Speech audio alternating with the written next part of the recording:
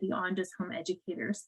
So not only about no hit zones and how do we incorporate those policies into our organization, but how do we best equip professionals to have those really difficult, stigmatized, sensitive conversations with parents, whether it be in a short time frame or longer time frame, as a lot of people have ongoing relationships with parents and caregivers. So if that sounds right to you, then you're in the right spot. So a little overview, we're going to talk about trends and rates. Is spanking harmful, effective, some clapback communications tools as the second part of the training. But first up, we're going to discuss about no hit zones, what they are, what they include, and a little bit of tools and resources to go along with those. This is going to be 2 hours today. So if you have to take a break, feel free to quickly step away, but we're going over lots of materials and it will be 2 hours. So here on the screen is those objectives that you all saw when you registered through the Zoom link. But I want to hear from you guys in the chat box. What are some things that you want to get out of this workshop today so that hopefully we can address those? But we will be going over understanding how no hit zones can be utilized to support your organization in reducing physical punishment, better understanding the outcomes and effectiveness of spanking, current beliefs, reasons for spankings, communicating the harms without shame or blame. That's a big one. We don't want to be judgmental, just saying no, don't. We want to, how do we do this in the best way that parents will uptake it or caregivers will uptake it? And then really trying to increase the comfort level and addressing corporal punishment with caregivers. So I see in the chat box, tips for parents, how to discuss with parents in non-judgmental ways.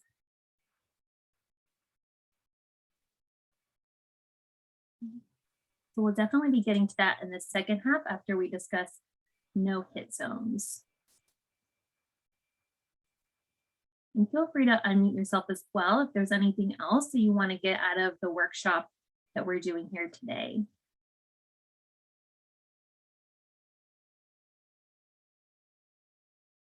Ways to communicate effectively about spanking, addressing spanking with parents.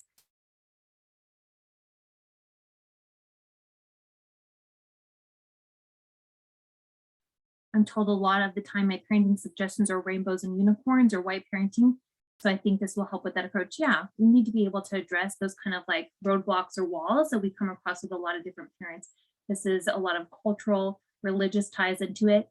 And especially here in the Southeast, the right of the parent is really upheld. So how do we address this in a way that is more acceptable across the board to different parents and different parenting styles?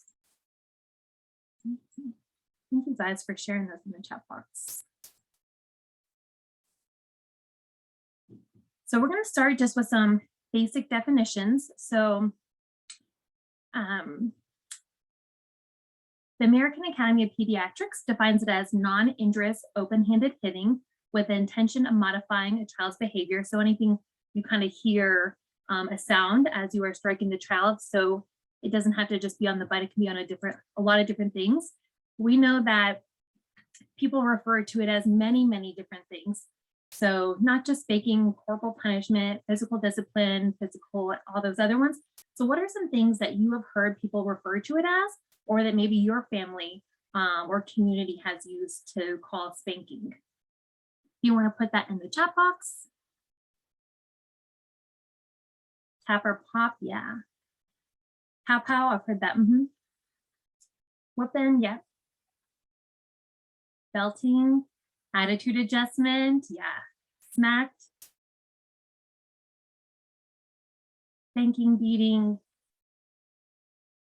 And it's interesting how some of these tend to lighten it and then some kind of over state it, like that belting or sound particularly harsh, but we still use those and they're still very common. Like people wouldn't question that. Let me get the switch, absolutely. And my husband's office is actually headquartered in Belgium. And so one time he said, oh, Dad's going to get the belt on that one. And they're like, what does that mean? What is that colloquialism? And he's like, well, when kids are bad, Dad might spank with a belt. And they were just horrified that that's a colloquialism. But here, like we wouldn't even blink at it, whether we agree or disagree or use it or not. That's something that's very normalized, all of these terms and how we say it. So even those more, I think, graphic descriptions of the belts that's still very acceptable and normalized here in the US. But despite all of these cultural terms that people use to refer to corporal punishment or spanking, it's important that we help people understand it's all the same thing and it's all hitting children. So that when we're talking to caregivers, it's important to define that as them. Well, what do you call it? What is that? Well, what does that mean or look like when you say tap or hit or beat? Because sometimes it's not a beat, it's more of a spanking. So what do you mean by that? Oh, so you're all talking about spanking or using physical discipline. So you can get on the same page and understanding their terms. And so this is Dr. Stacey Patton, and she has studied corporal punishment a lot and found that the really only difference between whooping and spanking is the spelling. And that's with all of these different things, that there really is no big difference. They're all the same. So we have found also that these terms create a cognitive dissonance. So parents will use these terms like I tap my child, but they're really meaning the exact same thing, hitting a child. So the words we use can minimize the harm. For example, paddling seems softer of a term, or tapping seems softer of a term than corporal punishment, and vice versa. And as I mentioned, we can also use terms like beating or belting, which sound really harsh, but we're not talking about something quite as harsh. So being on the same page and letting parents know that it kind of all means the same thing. We're just using that a little bit to put some cognitive dissonance between that term and our actions. So here is the American Academy of Pediatrics, their policy on corporal punishment, which was actually just put out in 2018. So they say parents and other caregivers and adults interacting with children and adolescents should not use corporal punishment, including hitting and spanking, either in anger or as a punishment or consequence for misbehavior, nor should any disciplinary strategy, including verbal abuse, that causes shame or humiliation. And so this is what the AAP put out, saying that it should not be used as punishment in anger or in anything like that. So they are calling for the abolition of the use of corporal punishment, spanking, licking, paddling, or all those other ones. So we also want to be sure that we're clearly defining it, not only in terms of how we use it as social norms and culturally in communities, but what the state and laws and policies say for it. So Georgia's law is very clear and defines corporal punishment as no injury to the child. So it does not ban corporal punishment or physical discipline on the child as long as it does not result in injury. So in Georgia, battery or hitting another person or causing harm is illegal. For adults to hit another adult, that's illegal. But they are sure to mention within that clause as well that it does not apply to a parent hitting a child within a reason. So if it's an adult hitting another adult, it's battery. But if it's a parent hitting a child, it could be considered reasonable and legal within the state. So many states, all states within the US allow corporal punishment, but it's only specific laws that go as far to uphold the parent's right by saying that it is legal. So most laws, it's just by omission, they don't say it directly, but Georgia state law does say that corporal punishment within reason is legal. There's other states, I think Oklahoma and a couple others, where it's say an object or a switch is legal as well. So they even take it that next step in saying it's legal with an object. But Georgia says that, so as long as there's no physical injury to the child, but our argument and all of the research shows that there is a lot of harm to children, if not immediate, if not a bruise, there's a lot of detrimental harm over the lifetime to a child.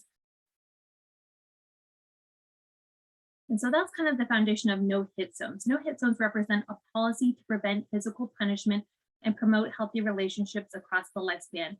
This policy designates physical spaces where hitting of any kind is not allowed or tolerated.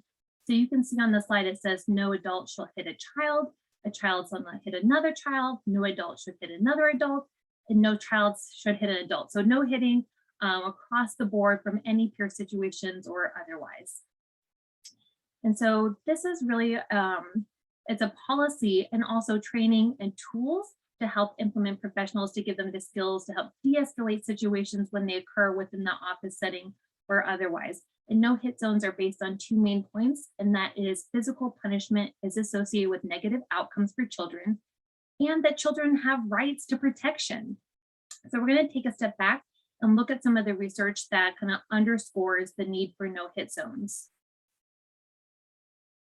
So although there's not direct causal evidence that spanking causes negative outcomes, the proof that has accumulated over the years between corporal punishment and detrimental outcomes for children is stronger than the proof we have against secondhand smoking and cancer.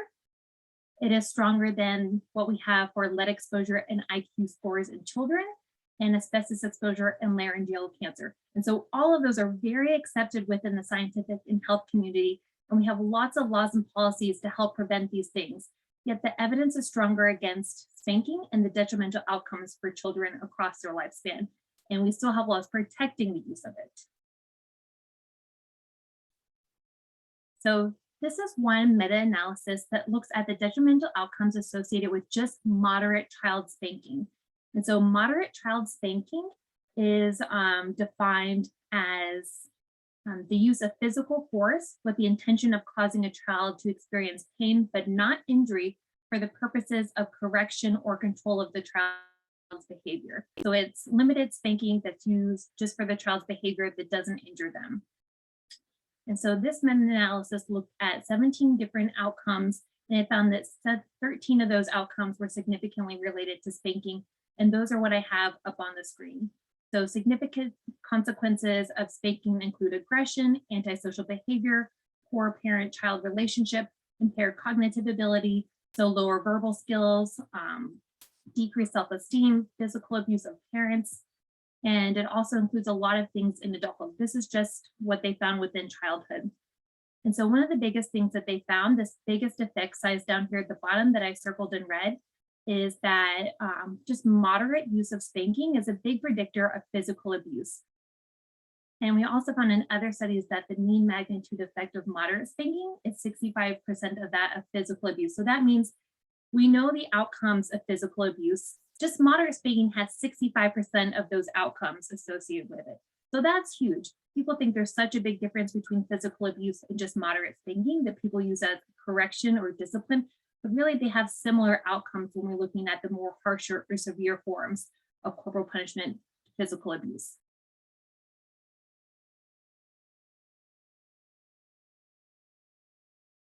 So not only is moderate spanking and physical abuse associated with their detrimental outcomes in similar ways, there's longitudinal studies that find mild to moderate spanking in 1 year is a big risk factor for harsher spanking in the following year, so that it tends to escalate and increase in severity. Other studies have found that caregivers who spank are also 3 times more likely to physically abuse their children, and those who use or spank with objects are 9 times more likely to physically abuse their children or leave lasting marks. And we also know that parents often underreport how much they're spanking and also under-realize the severity of which they're spanking. And so parents are usually spanking harsher than they even realize. They put monitors in homes that gauge both visually and sound of audio. So parents will self-report the spanking, and then they'll go back and look at the data collected through the audio and visual, and they find that parents are spanking much more harsher than they intend to be, because they're usually spanking in anger, not as advised to just correct discipline in a non-angry way, which would be, if you were ever going to do it, we don't recommend it the ideal way, but most people are doing it out of frustration or stress themselves. So we just talked about how even moderate spanking can predict harsher spanking, and moderate spanking has similar effects as harsher spanking or physical abuse. So we're going to look at the impact of now harsher spanking. And harsher spanking is defined as spanking 12 times a year for at least 3 years and at least once a year with an object. So that's not that much. 12 times a year is about once a month. So it has nothing to do with the actual severity of the smack or spank, but just the amount and duration of spanking or on object use. So harsh spanking has been associated with a 14 to 19% reduction in the gray matter volume in that prefrontal cortex of the child's developing brain. So this evidence really establishes the link between corporal punishment and that biological effect, and explains the consequences that are experienced more commonly by those who are spanked, and also the common ground they have with those who are experiencing physical abuse. So this is important because we know that just those moderate spanking predictors more severe spanking. So parents will say, though, I'm not hitting the child's head. It's not about direct trauma to the head or direct trauma or physical direct trauma. So when they say, yeah, but I've never hit my child's head, they're still impacting the gray matter and that prefrontal cortex of their brain. So it's not about the direct trauma hit to the head. It's about the stress or trauma hormone, cortisol, that is released in response to this event. So this is a stressful event. When children are spanked or threatened to be spanked, they're experiencing that, they're releasing the stress hormone, cortisol. And so over time, built up, we know that is what is causing this reduction in gray matter in their prefrontal cortex of their brain. So it's not just the severity of the spank or the location of it. It is just that it is occurring frequently over time, just like any traumatic or adverse childhood experience.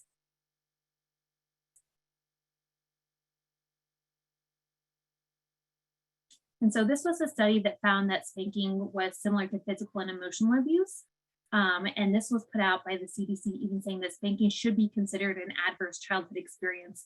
And the evidence behind this was so strong that the Child Abuse and Neglect, it was the article of the year for 2017 for them. And so that is kind of like the preeminent academic journal when it comes to child abuse and neglect. And this was their article of the year, finding spanking should be considered an ACE or an adverse childhood experience. So as a result of all of this research clearly showing the negative impact of even moderate spanking, CDC changed this definition of child abuse. So it used to say that right up there is the use of physical force, such as hitting, kicking, shaking, burning, or other shows of force against a child that resulted in injury to the child. But they took that away. And so when they took away the causing injury, it then kind of includes physical discipline. So any type of hitting, kicking, shaking, burning, or other shows of force against a child. And so even while CDC has changed this definition, states' law and policy and also social norms are very slow to catch up to this, because the state still defines corporal punishment within reasonable conditions and physical abuse within unreasonable conditions, resulting in bodily harm. So the CDC definition's threshold is much lower, considering all this research that even moderate spanking causes a lot of detrimental outcomes. And it's because of these social norms and state laws that are so slow to catch up that make it very difficult to discuss. And so we talked about the two main points of a no-hit zone, one being that physical punishment is associated with negative outcomes, which we just discussed. And that second one was the right of the child for protection. So for this, we'll take a look internationally at what other countries have done. And so for decades now, society and a lot of other countries have worked to address the prevention of violence against children. And the United Nations found that corporal punishment violates the Convention of the Rights of the Child in 2007. So that's for a while now that they have found that against the rights of the child. But it was all the way back in 1979 that Sweden was the first country to take it upon themselves to ban corporal punishment by caregivers. And since then, many other countries have banned corporal punishment. And we typically see within data that these countries, there's no more higher rates of violence. And especially within youth, there's lower rates of violence for these countries that have banned it, because we're not modeling those aggressive behaviors. We are stigmatizing them from the get-go between that first primary relationship, a parent and a child, or the primary caregiver and a child. So we're not modeling with physical discipline, we're modeling with verbal communication skills, all that social and emotional intelligence that we're trying to build, that spanking really reduces or is, a different way out than using those communication skills. So here are all the countries up until 2020, and I think a couple more now have banned it. I'm not in, I think, one way or the other about totally banning it. I think that has consequences in and of itself, who it would target, who it would profile, inequities within our system, even within reporting. So we're not pro-banning, we are pro-educating and changing the social norms around the use of corporal punishment here at PCA Georgia. And I want to also point out, so the US is one of the fewer industrialized nations to still allow it, but the US also, not only do we allow it in every single state, we allow it within our school systems. So there are 19 states within the US that still allow corporal punishment, the use of it by staff personnel to children. And those 19 states are, within the Southeast all the way to Midwest. So not only do we allow it by caregivers, we allow other people to use that physical discipline against children. It's not commonly used, but it's still definitely used enough within the systems. And that's changed. I know Georgia, the state, has right now within their legislative session to ban corporal punishment. I don't know that it will pass. This is an election year, so a lot of people are throwing things out there for the looks of it, or to hopefully, but we hope it'll gain some traction and change, because most people are in support of banning corporal punishment, at least within the school systems, despite whatever personal belief they have. And so when we look at the US compared to other nations in child mortality, so that chart here to the left, this is an international look. These are all from 2018. So this is the death rate caused by child abuse per 100,000 children. And so there we see the US is much higher. And in the state of Georgia, we're even higher than that. We're a whole child higher than that. So 3.43 children per 100,000 children dying because of physical abuse. And looking into the National Center for Fatality Review and Prevention, they state that the frequent cause of physical abuse death is punches, kicks to the abdomen that lead to internal bleeding. And many children who die from physical abuse have been abused over time, but it's also just those one-time events that can cause death.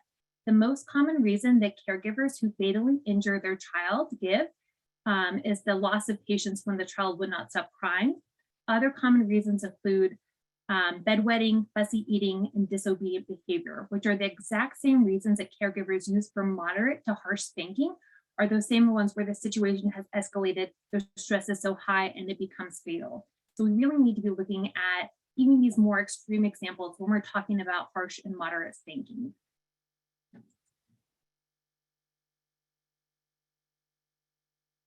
So no-hit zones focus on family serving professionals to relay these messages on spanking and change social norms. So the advice of trusted providers is known to influence parental attitudes towards corporal punishment, and that's a critical factor in changing those parents' behavior. So there's a lot of research done specifically on pediatricians, but especially within the Southeast, caregivers seek discipline advice from pediatricians, psychologists, religious leaders, and parent educators. And I don't think the study, they didn't have the full list of parents or child serving professionals on there. And there are a smaller proportion that do get to visit parent educators or other really great providers as resources. So I think those would be higher up there if those more prevalently used or parent educators were more universal. But a pediatrician is one of the professionals that just about all children see. And that's why they're up there as professionals that are trusted. We've also seen some really great interventions. So just brief interventions directed at clinical providers have shown promise to influence parents' attitudes to reduce corporal punishment. And we know, or we hope that that would easily translate into other professionals that are now implementing no-hit zones, because we know that pediatricians have limited contact with families, whereas parent educators or others that are seeing families for longer durations have a lot more contact, have a closer provider-parent relationship. They're seeing them over time, and they're certainly a trusted source of information. Also, a lot of these programs are already empirically demonstrated success in changing parents' behavior. They also serve a lot of at-risk families. But more research is needed, and certainly more research on training is needed to how best do we utilize them, or what current information or resources is given to them. A lot of programs just touch on positive parenting or alternatives. They don't really hit the nail on the head by directly discussing corporal punishment or spanking, just presenting those alternatives. And research shows that parents do respond to mixed messaging or a variety of things, such as learning that it lowers IQ potentially, or that it causes brain trauma, or all these other things. Parents do respond. Most parents don't want to spank, or they're doing it because they think it's what's best. So telling them it's ineffective and harmful can really help in that conversation as well. So back to no-hit zones a little bit more on what they include. Organizational policies. So we're going to go over that specifically. Staff training. This is really paramount. You can't have a policy without raising awareness and helping people then implement it, because no-hit zones do call on any person within the staff witnessing that escalated situation or hitting to intervene if they feel comfortable. So including them in that. And then also we hope to go further even to just not just when it's intervening when you see something happen, but to have general discussions with caregivers in general pertaining to physical punishment. How do we have this or make this a regular conversation, not just when a situation is escalated, but as part as the professional's role in child development and talking to families. And then also no-hit zones do have signage just so that it's raising awareness. A lot of, I think, social norms are by omission because no one said no, or no one intervened, or I hit my child here and nothing happened. So just how do we get rid of that omission? By having signage that's saying that it's not appropriate, it's not tolerated, and then resources to help that interaction, such as kind of distraction kits for kids and things like that. So we're going to go over each one of these a little bit. So I have here, we're going to go through an organizational policy. This one is a template that's on the No Hit Zone website, and it is for Child Advocacy Center. So I'm going to put this in the chat box if you want to follow along. It's very wordy text for a slide, but I just wanted to go over briefly so you guys can get a feel of what it would entail to have a policy. The No Hit Zone website has a variety of templates for schools, for faith-based organizations, and a couple more. I'm just going to go over the child advocacy one for now. So they start with the purpose of a no hit zone, and that is to create and reinforce an environment of comfort and safety for children, family, staff.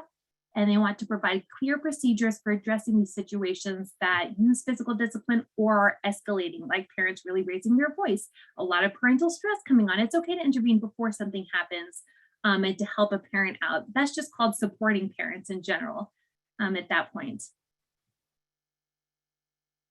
So here's what the policy continues to include. The CAC will implement the no hit zone, and it says what it is, that no adult shall hit an adult, no adult should hit a child, no adult or no child should hit an adult, and no child should hit a child. And that covers for the CAC all the owned and leased properties, buildings, and grounds, including the parking lots.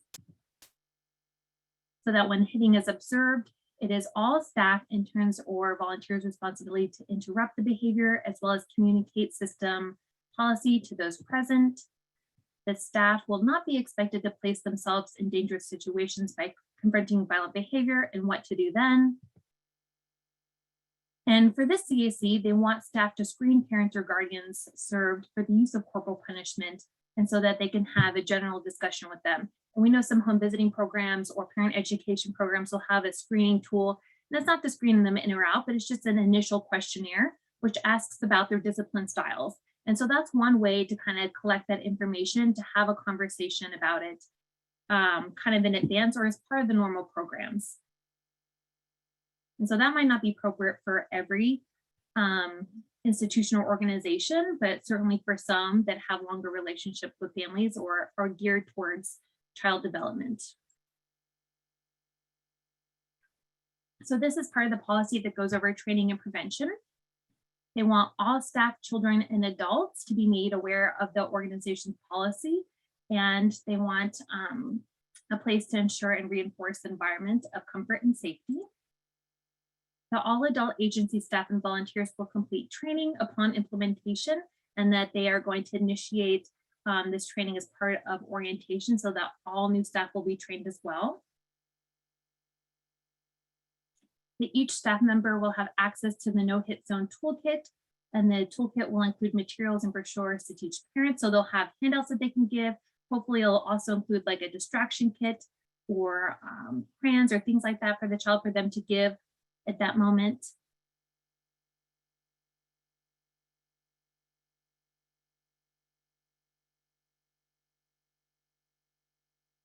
The staff and volunteers will complete a painless parenting workshop to build competencies and competence to effectively communicate the harms and alternatives to hitting.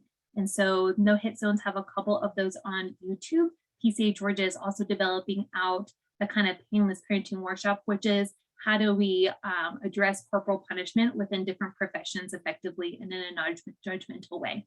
So I think that is such a key piece that, you know, if we're scared or hesitant to go up to a family or we don't have the best tools, it's not going to be as successful. We might be doing more harm or damaging that parent provider relationship. So we want to come in really prepared and all staff prepared, whether they are that direct service provider or they are in the lobby with people coming in. So reporting procedures, and staff will identify and respond to situations that compromise a safe environment. The volunteers or interns should report the account to staff member to address the situation. So kind of designating what just those volunteers or interns do. If they're the person to intervene, if they're to go to get a staff member, how are they handling it? How are they trained? What are the follow-up steps if it needs to be recorded, documented? And then some guidelines on how to respond. So responding in a non-judgmental way, Empathize with the frustration and stress to the caregiver, but reminding them what the no-hit zone is. We have the policy right here for everyone. It's a blanket. It's not just for you. This is for everyone. Have those distraction toys ready to go and resources ready, and then thanking them for respecting the policy. And then any additional follow-up things that need to be documented. If the situation escalates, who should they call? And how to take it from there. So for training, so communication skills that are non-blaming and present painless parenting strategies. So painless parenting is kind of the term that no-hit zones use for the communications training of it. They call it painless parenting. And it does need to address cultural issues. Even if you're working just short-term interventions, it's really good to have that background knowledge. And certainly if you're going more in depth with parents or have an ongoing relationship, you need to be able to address those cultural concerns or barriers that they might have or hesitancies. But research shows there are kind of 3 key components that should be presented when discussing corporal punishment with parents. It is that spanking is harmful, spanking is ineffective, and that painless parenting or alternatives do work. But it's not just these 3 things. I believe it's also how you package these 3 things. If you go up to a parent who's speaking and saying, that's really bad for your kid, that's not the best way to do it. So it's all about how we can frame these things in a non-judgmental way, but still including the facts and hitting that nail on the head. We don't want to skirt around it. We still want to address that it's going on. But how do we do that from a strength-based approach? So again, the three key things that it should include is that spanking is harmful, it is ineffective, and that painless parenting or alternatives do work. I'm going to go quickly to the chat box. The slides will be available on our website afterwards. Just on our website under webinars, we put all the recordings and slides there. And we had another question that I'm getting back to that says, if there is evidence that if the parent cannot hit the child in the moment, do they lose the emotional inertia and just do it later? I know culturally there's a lot of talk about wait till you get home. Yeah, and I'm wondering if that helps. So we know that parents getting in anger or frustration, that initial reaction is likely to be more severe. Anytime you're doing anything in anger and physically, your heart rate's up, you're physically more aggressive. So certainly that will likely de-escalate the situation. But we know just the threat of a spank for a child causes stress and trauma. I was spanked very seldomly, but that one spoon that lived on top of my dresser, the threat of it, that will cause an emotional response and cortisol release from my body. And it's also taken away from discussing what a child should do. So not only are you threatening what they shouldn't do, children need to know what to do. So I don't think it totally mitigates the impact of spanking to not do it in the moment. Obviously, it's probably physically better for the child. But that's a good question too. Okay. Sorry, I digress. I wanted to get to that one. So back to training of no-hit zones. So we did a study here in the state of Georgia with home visitors and parent educators about some barriers they perceived to discussing corporal punishment. So all of these people were highly trained professionals who were delivering evidence-based programs to children. So they had gone through a lot of child development education to get there. A lot of them, the mean experience in our study was 14 years of experience that on average these home visitors had. So they had a lot of experience in the home. And so these were the barriers that they had felt came up when they wanted to discuss spanking or corporal punishment with the families they served. So religious, that they got parents bringing up religion every time in the parent education class. And that was kind of a wall for them to get past. They didn't know how to address it, or they just left it. They were afraid to go against someone's religion by discouraging corporal punishment. The family tradition, the grandma says to do it and she's there at the visit and she's saying behind them, don't listen to them, don't listen to the books. This is for generations how we've done it. And so that parents or those families can now have some resistance knowing there's kin in the home, saying that they're very pro-spanking, and also just risky to the parent-provider relationship. Bringing into that corporal punishment is awkward because people tend to have very strong opinions.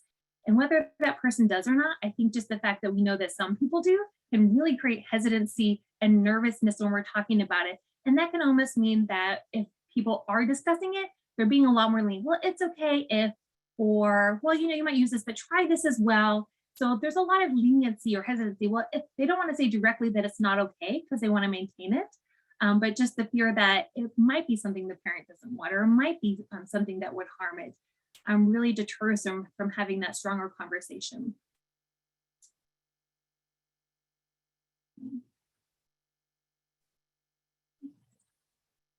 So I want to talk about some of the trainings that are available online currently on the No Hit Zone website. There are an 18-minute training video for general professionals, a 23-minute training video for medical professionals. There's also a downloadable presentation to use with staff that's more about no hit zones and a little bit less on how to have those exact conversations. I will say that I have seen all these videos. I think that they're really great, but also I think it takes a little bit more than a 23-minute YouTube video. I think it takes a little bit of role play, a little bit of back and forth, a little bit of real case scenarios on how to have it to build confidence to have those discussions. So unless I'm actually saying those words or like in that kind of moment, it's hard to just hear it said how to do it and then feel confident in that moment. And so that's why PCA Georgia is developing out some virtual trainings or in-person trainings that are for different providers, whether you have limited interaction with children or more longer ongoing interactions with training, and then also creating a training of the trainer so that people can embed that within their organizations. So part of your policy is to do a training with all new staff. You have to have someone there who can help guide them or direct them or be that point person on that who understands it and has that confidence to do it. So our training that we're trying to develop is a lot more focused on just communication skills, role play scenarios, engaging with those direct conversations, not just giving a bunch of rationale behind it, but just focusing on the communication skills. So I'm going to put in the chat box. This is where you can find those videos there. I think they are a great place to start, to have on hand, but to continue to develop that out. I know, I think it was nurturing parents home visiting. There is a sub course of that goes a little bit into the religious views that I've heard is really good and helpful. But picking programs out like that and looking at what they do cover and what they don't cover. So if they're just covering alternatives, but not covering how do we discuss spanking or how do we cover those cultural issues, those things are really important to be training staff on. The no hit zones also have a lot of resources on signage. So signage is a key part as we want to let everyone who's coming through the doors know that we are against hitting. So you don't have to call it a no hit zone. No hit zone is the national initiative going on. And I think it's sometimes more appropriate, sometimes less. No one identifies themselves, as we talked earlier, there's so many different things people call it. I don't identify myself as a child hitter or a child abuser or anything like that. And especially sometimes if you say don't hit, like we're against hitting, that can be a real turnoff for some parents who that's their cultural belief or that's what they've known and they think is best, right? Because most people do discipline how they think is best or most helpful to the child. But no hit zones is a very clear and concise way to get the message across of what it means just in those 3 words. People have called it safe space zone, positive parenting zone, but all of those take a little bit of explanation. And the signage, it's good to have those kind of 4 key pillars: that adults not hitting another adult, adults not hitting a child, no child hitting an adult, and no child hitting a child. So including those things and having some additional resources. So those are all available on the No Hit Zone website. It is okay to call it something different, especially the end-facing parent. When we're calling it that, it's okay to call it something different. And a lot of other states have done that. Here are some additional resources that are on the No Hit Zone website. You do have to pay for the full collection of PDF. I'm going to put in the chat box the first couple. So what this does essentially is for the parent, so it's easy to give the parent a handout to discuss it with them. Sometimes you have cues or prompts when we're discussing something sensitive. So this talks about the harms of spanking, that it is ineffective. And then on the back side, it has different scenarios that children go through. And so they're having by age group. They have tips for preschoolers, for school-age children, for teens, for 0 to 5. And it goes through some developmentally appropriate things that children are commonly disciplined for. So instead of doing this, try this alternative. So it has a lot of alternatives on there to hand to parents as well. These are something that you buy. I think the full PDF set is $100 and you can print as many as you want. I'm going to give you an example. I think this is 0 to 5 years old in the chat box right now for you guys to have. And you can co-brand it. I think things like this are best in more parent-friendly terms, less logos. Like many people don't want to be identified as through CPS or defects or things like that. So how do we take it out? But these are really valuable for the information that they have on there. And so now I have a prize for people. Get it out of my book bag. So this is another thing through Painless Parenting that is called Check Out Painless Parenting. And it is a book of different scenarios. So it's kind of a book that parents could read to their children that describes more alternatives. Like, did you know that I learned here that I learn best from talking, that I don't learn best from spanking, like all those different things. So this is an interesting book, and we have a bunch in our office. And so I'm going to mail this out to people. So the first people who can get the 3 things, or name at least one of the 3 key things that should be communicated about spanking. So I said there's 3 key things that research shows we should communicate about spanking. And if you want to put those in the chat box, I'm going to follow up with your email later. So I see that it is harmful, and I'm going to have to scroll back. So Laura Cooper, look at your email, said it is harmful, correct? So the first person that says not effective, Sophia. Sophia Gray. And then I'm looking for the part on that last one. Yeah, so Jennifer Thompson. Put that last one first. Okay, so I'm going to go back and look at the roster, and I will email you guys to get your address to send these books out to you. But you guys are exactly correct. Harmful, ineffective, and alternatives work, or painless parenting works. But again, this book is linked on the No Hit Zone website. Order one copy first, see if you like it. I don't know if it's like the most parent-friendly one, but I think it's some really great tools to look through with parents. So order one, and then you can order a bunch, but I'm going to be sending these out to those 3 people. So distraction kits are also great for lobbies or organizations. Many child serving agencies have the toys in there or something else, but it's great to have an additional, maybe special kit if a child is having a tantrum. So these are little kits with crayons or other things like that to make them feel special, to have a little distraction, to have tools to come to the parent with. You're not just offering your words, which maybe parents are more or less receptive to, some things that are high value to the child to help in that moment as well. So distraction kits, calm down kits, there's some great ideas on Pinterest of what to include. And so just to kind of go over no hit zones, they do try to have a lot of different things for everyone. So that individual knowledge, they have a couple of things for parenting, the print-offs, the book, the community education. There's a lot of tools on their website. There's other states' toolkits to take a look at that are really good.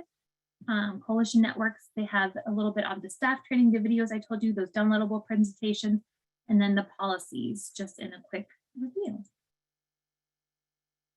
And talking about becoming a no hit zone. So what does it take to become a no hit zone? I agree with this stuff. I want to do it. What does it take to become one? So there's 5 different phases kind of it. And these are kind of like the uptake phases of anything. And you only have to be at phase 1 to kind of apply to be a no hit zone. And so phase 1 is just that conceptual phase. The organizations start planning how they can implement it. And someone has attended a no hit zone presentation or established communication with other no hit zones. So this would include it. So you kind of know what it is and you want to do it and you're going to start it. You intend to start in your organization. That's all you need to do to apply to be one online. And it puts your organization a little beep, a map dot on there to represent your organization, just to show kind of a collective movement of organizations doing this. And that's a good way states can promote. We're on there. We want you to join us too. We want to color the state of Georgia blue with these little dots showing how many no hit zones we have that are for safe children. Level 2, kind of in the process, you have staff working on it who are developing an implementation plan.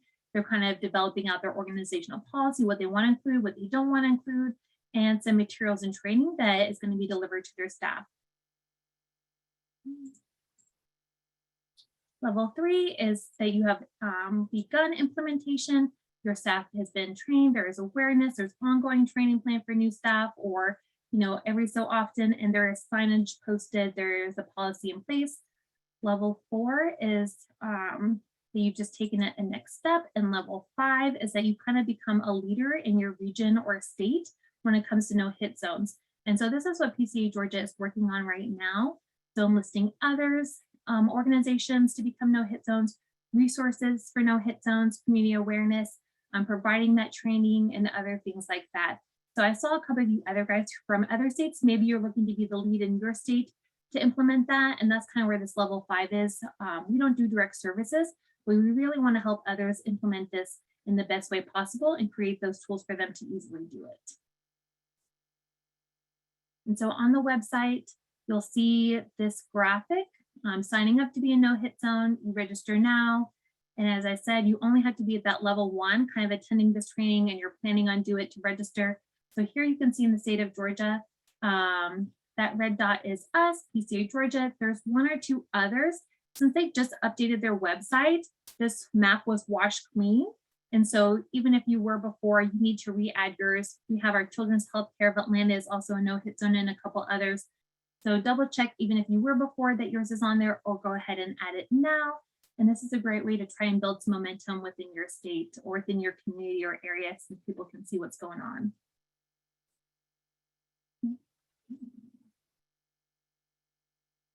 Okay. And so now we're going to kind of transition to the second half of this training. We've just spent the first half really focusing on what no hit zones are, why they are needed, the rationale behind it, what it takes to implement one, the policy, different training options, and some of the tools and resources provided by the national initiative, the no hit zone. But now we're going to discuss some of those communication skills, which I believe is a really huge proponent of implementing successfully a no hit zone.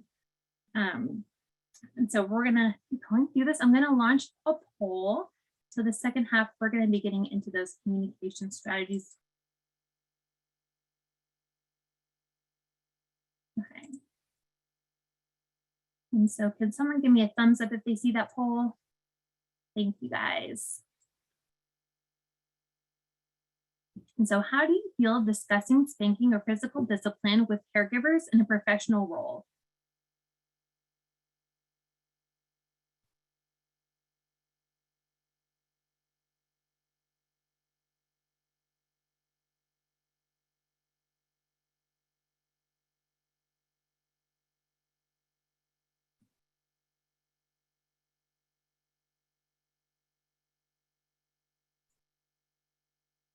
So I'm sharing the results. So it looks like 50% of you say that you're comfortable discussing it with caregivers.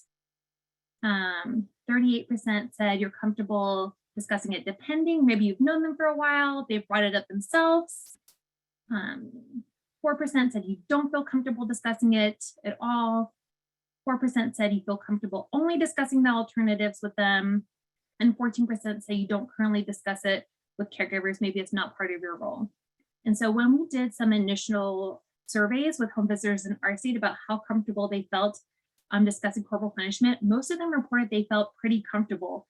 And then when we asked them after the training, they said that they had felt way more comfortable. They were way more likely to, because when we asked initially, do you feel comfortable? And then we asked them, how often do you intervene when you know a family is using spanking? And very few of them intervened or had a discussion. So when they felt comfortable and then reporting actual behaviors around having that conversation, there is a big difference. So you might feel comfortable in the setting of your home or in reviewing materials, but when it comes down to it, we found that at least home visitors in our state did not intervene or act on those behaviors as much as they thought they would, or to the comfort level that they were reporting. So thank you so much for filling that one out. So there's some room. And so what makes it so difficult to report? So why we as professionals must report? There's a really great article that said social norms regarding physical discipline may be the most prevalent risk factor for child abuse in the United States. And we're going to go over some trends here in a minute, but just the social norms or the acceptedness of it. As I mentioned earlier, my husband said, oh, dad's going to get the belt. And like, I would not blink at that, even though I know it's not the right thing to do, but how others do that is so severe or significant. We are so socially, or at least fearful to tell others that we don't accept it, right? So I'm going to put up another poll question.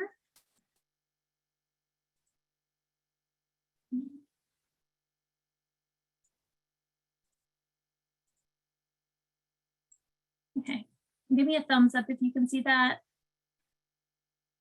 Awesome. Thank you. So I believe my colleagues' personal views or attitudes towards spanking are more favorable than mine, meaning they view it more positively or less favorably than mine. I don't discuss this topic with my colleagues because it's sensitive or you're not sure.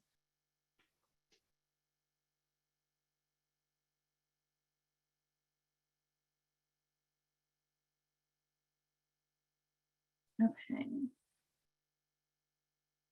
So you should see the results of the poll on there. So about 20% of you said that you believe your colleagues around you view spanking more favorably. They're more pro spanking than you are. 13% said you think that those around you are less favorable. 22% don't discuss it because it's sensitive. So even though you might be in the child development field, not even discussing it with colleagues. And then 44% aren't sure. No option for in agreement. Oh, thank you, Brenda, for pointing that out. I did make this. I will admit to making this poll. On the last minute side of things, that would have been a good option as well. In agreement. Okay. So in agreement. Thank you guys for that feedback. But even now, we're seeing that 20% of you believe that you think others around you are more in favor, which means you're less likely to discuss it and less likely to bring it up with families as well. Or you're not sure that you want to discuss it because it is a sensitive topic. Put that down. And so that is called pluralistic ignorance or the silent majority. So you as pediatricians' attitudes have changed substantially about this issue over time, but a sizable amount of them, when surveyed, believe that their colleagues had more favorable views of corporal punishment than they do, making it difficult for them to address it or wanting to address it because they thought they'd be in the minority or that they would be the odd one out and not wanting to address it. So they were less likely to discuss it, bring it up, or have that conversation, thinking that others around them would not agree with it. And so that's even for professionals who do have that background in child development. So it's important to understand the trends because across cultural religions, races, and regions within the US, parents are spanking their kids, and adults in general acceptance, they generally accept spanking as normal. Whether they do it or not, they accept it as normal. So I want to review these trends and go over the science with you a little bit more as child and family serving professionals. Yes, I need to be discussing this with parents. We want you to be discussing it and knowing that there are these norms out there, but they are shifting and changing, and we need to continue them to do that way. So in 1963, 83% of US adults surveyed approved of the use of spanking. And then in 2008, it decreased to 66%. And then a new study found that it's even reducing a little bit less, but that's still over 50%. And that's what causes a social norm. When the majority of people believe that spanking is normal or that it's okay to spank, that's our social norms, over 50%. And so here on the charts, these are the actual use of spanking by caregivers, which has gone down. So in 77% of parents reported spanking all the way to 2014, 49% reported spanking.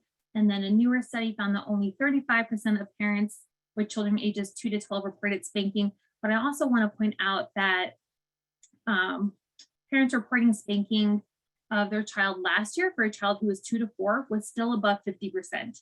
So this is across 2 to 12, but we know in that more specific age range where children are difficult, they're mobile, they're still not communicating, that the rates of spanking are still up there above 50% and it is normalized.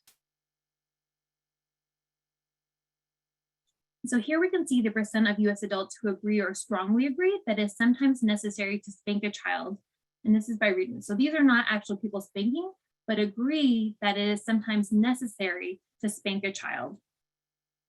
So when people say it is happening more in some cultures or races, that is true, but it's actually happening pretty much across the board. And the biggest difference is actually regionally when it comes to the US. So here we have ethnicities, and unfortunately data is very limited on other ones. We want to include all, but the frequency is too low. So here we have white, Black, Hispanic, American, Indian, Alaskan Native, all reporting pretty high acceptance rates of the use of spanking. Asian, this one is much lower. That could be underreporting. It could be other social norms. It could be a lot of different things. I haven't read any great articles to further explain that on there. And so sometimes we hesitate to not discuss it or think it's a cultural or, by race or otherwise that we're grouping people together, but it is really a norm across cultures we see within the US, across a lot of religions and otherwise. So we don't let that be a reason not to have this discussion, especially here within the Southeast, where we know it is much more broadly accepted across all populations within the South than in other areas within the US. And so not only by race ethnicity, but people are starting very early. So 5% of mothers reported spanking their 3-month-old. So that's very young. 30% of 1-year-olds spanked at least once within the past month by the mother or father or caregiver. That's a lot. A 1-year-old, you think of what is developmentally appropriate and expected of them, and that just isn't congruent. They're still learning and engaging. So to be spanked at 1-year-old is very, very young. And 65 to 70% of 2 to 3-year-olds had children that they had spanked within the past year. And we know during stressful times, during economic downturns, so we see a lot more of the use of spanking when we see the increase of parental frustration about even factors outside of the home. So here's some statistics about, during the Depression, for every 1% increase in the 90-day mortgage delinquency, there's a 3% annual increase in the rate of child abuse requiring hospital admission. And there's also studies that were done during the beginning of COVID. So I think the studies were done in like April, May 2020. A big survey went out to parents, and they found that about 1 in 5 parents, 20%, said they had spanked or slapped their child within the past week or two, and 12% had a few times or more, and that the rates of yelling or shouting at children had gone up. And then 19% said they were yelling more or screaming more at children, and 50% said they had increased their use of discipline since the pandemic had started. So we know that all these economic or outside factors, stress, really do create these environments where we see physical discipline go up and physical abuse go up as well. So that's why, especially during these times as they continue, this is something that is additionally needed. And so let's kind of go back to understand foundationally, what are some of the reasons that parents spank? And I want you to put in the chat box or feel free to unmute yourself. So what are some of the other reasons that you have heard or that caregivers spank, or that you have been spanked, or that you utilize spanking? So what are some of those like kind of common reasons that parents give, or even clapbacks that they give? Frustration.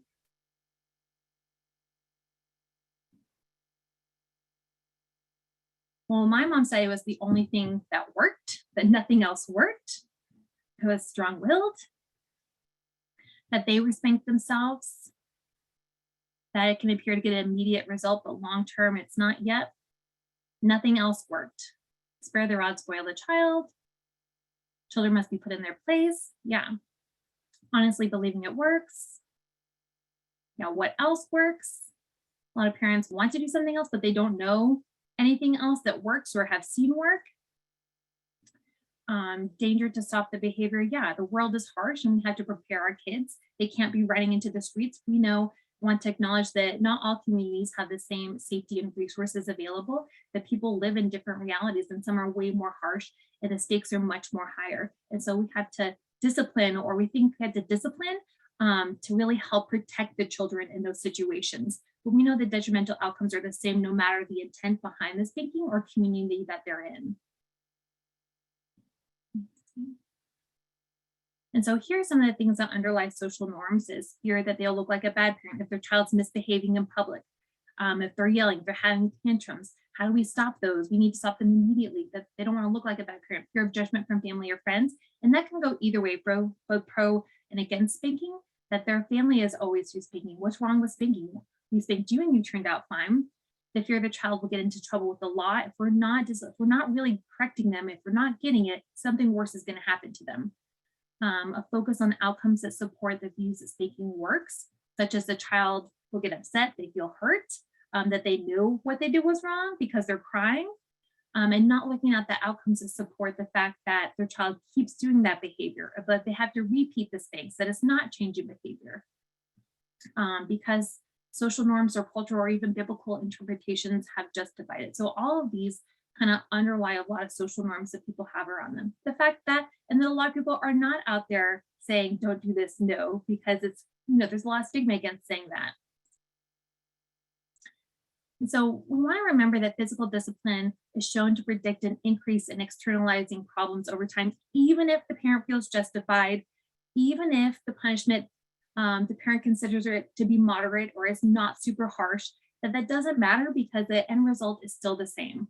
So even if the parent believes they're doing the best for them or they believe it's part of their religious or cultural beliefs, that doesn't change the negative outcomes that it has on children. And that's why these conversations are so important, because a lot of parents do believe that it is an overall benefit to their child. They're not doing this maliciously. This is in the best interest of their child. So we don't want to come across harshly. That's why non-judgmental is so key, because they're believing this is what is going to help. But again, we want to back these up with facts as well. So spanking is found to cause similar outcomes as other adverse childhood experiences and should be considered an adverse childhood experience. It increases the odds of suicide, moderate to heavy drinking and substance use, victims and or perpetration of domestic violence. So these are some of the long-term outcomes that have been associated with spanking, even moderate spanking. So it isn't an overall benefit to the child. The evidence just is not there to support it. So what about parents who believe that it is an increased parental respect? The parents should know who's boss, they need to respect me and look to me, and even sometimes fear me. So research has shown that children who are spanked are more likely to have negative parent-child relationships. So it's not building the trust or respect, it's really detrimental to that parent-child relationship. So parents believing instant compliance with a parent's request, understanding between right and wrong, or feeling guilty over their misbehavior, which are all common reasons that parents spank.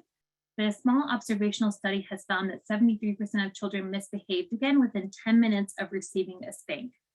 So even though you get that instant compliance, like a smack and they're like, woo, they kind of jump back instantly. So parents have that instant compliance feeling, thinking, okay, this worked. But really, they find that within short amount of times, the kids are going right back to it.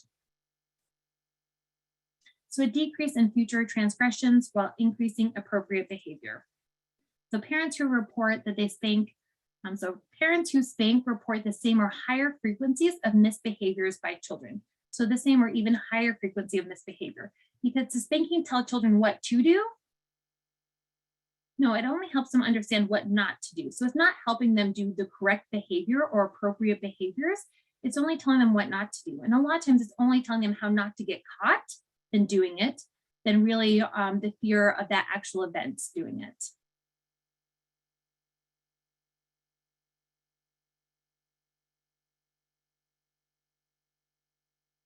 Yeah, so we have in the chat box, I was thinking my parents spank me and I have a just fine relationship with them. Yeah, and my parents spank me and I have a fine relationship too. But I do feel that personally, I miss some communication between them, that maybe I was fearful to go to them sometimes in scenarios because I was fearful of the consequence, or fearful to have conversations about feelings with them because I only got a negative reinforcement, not the communications about feelings back. So a lot of these we'll get into a little bit more, that they turned out fine, but we don't know how else they could have turned out. Certainly, I feel like I could have had better emotional social skills or interactions in my future relationships, in my spouse relationship, of how to interact rather than saying no, don't stop, or those threat or traumatizations. I missed out on feeling that I could share my feelings, that we could have these discussions, that it was okay to make mistakes and not be fearful of my mistakes, but to learn from them as well. So I feel like I turned out really great. I have a doctorate, a happy relationship, but do I feel like I could have had some more skills just, as a result of a different early discipline style? I do feel like that, looking back and having all the knowledge and research that we do now. The people say that, not that you respect, no, but that is a very common thing that people say in the chat box. So again, when communicating, it is harmful, ineffective, and painless parenting. So some motivational interviewing methods, and this might not be for those super quick interventions, but I know a lot of you are likely to be trained in motivational interviewing, especially if you do parent education. And so I think that's good just to review, resisting telling people what to do or what not to do. Don't do this or stop. Understanding their motivation, which is why we just went through all those slides, because people really want to do the best by their child. They believe that this is what they need for their child to best function in this world, that they need guidance and discipline, and that comes in the form of physical discipline. And I've seen so many memes and heard people say, that's what's wrong with kids today, is that they don't get a spanking, or that there's not enough discipline, or there's not enough this, that, or the other. is that kids are too soft these days, and that's what's wrong. But really, kids these days, statistics shows, are a lot better than kids back in the day who had more substance abuse, more other behaviors. The kids, this is not a worse generation when it comes to those things or outcomes that we're looking at than ones before it. So starting with so we know it's harmful, ineffective, and there's other ways that work, but how do we package that in the best way that is not judgmental, that is non-shaming? And that's starting by finding common ground and relating to them. So whether you're a parent or not, how do we relate with that? So raising children can be joyous and very difficult. So all of us are trying the best that we can. So acknowledging this is hard. You can't always control a temper tantrum. Children are going to have those. That's hard. It's stressful. It's embarrassing. You feel like a bad parent. You feel like you look like a bad parent. That's hard. I know I'm never certain if I'm doing the right thing with my own children, but I found that when I talk to my children, that was the best way to improve their behavior, not hitting or yelling, but helping them understand what appropriate behavior is.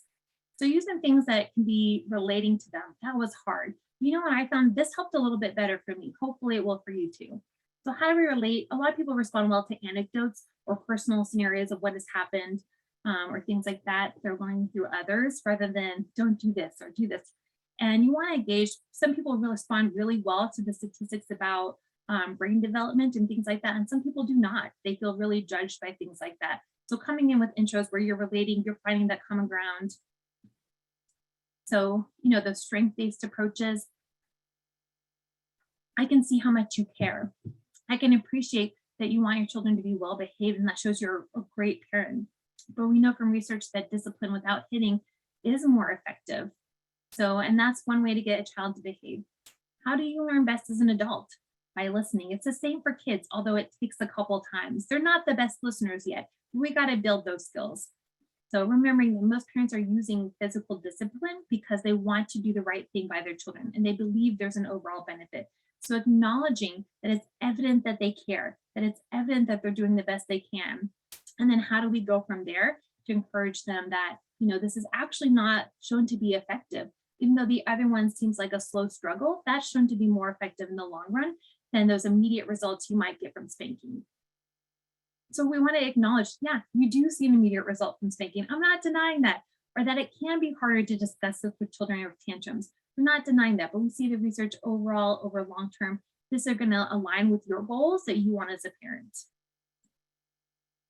And then from the sample policy, that one policy said to respond in a non-judgmental way. We just talked about a little bit, empathize with the frustration, reminding them it's not tolerating, having those distraction toolkits and things like that.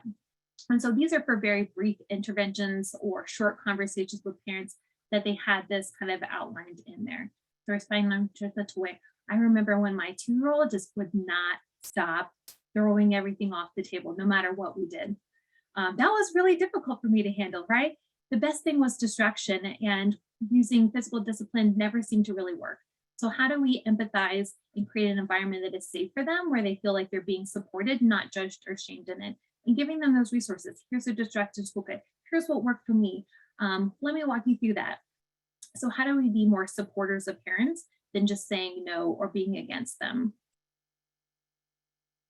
And so I'm going to put in the chat box. And we're going to try this for the first one, see how it goes. And if it's not awesome, we'll just use the chat box. And if it works, we'll keep going for it. So what would you say to someone who is, these might be for like longer conversations that you would have, maybe not a one-off interaction, but for longer conversations when parents retort or respond back that I turned out okay. My parents spanked me and I turned out fine. So I'm going to put that in the chat box. And you should see on the screen, we're looking at this very first slide here. So I see a couple people are on it. So if you want to click on a box and you can start typing. So how might you respond to a person or a parent or caregiver who you're discussing physical discipline with and they say, I turned out fine, I was spanked and I am just fine.